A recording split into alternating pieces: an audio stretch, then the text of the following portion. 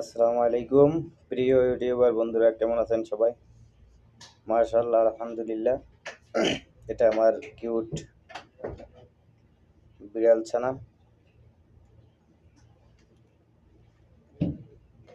বিড়ালটি যাদের ভালো লাগবে অবশ্যই চ্যানেলটি সাবস্ক্রাইব করবেন এবং পাশে থাকবেন। ধন্যবাদ।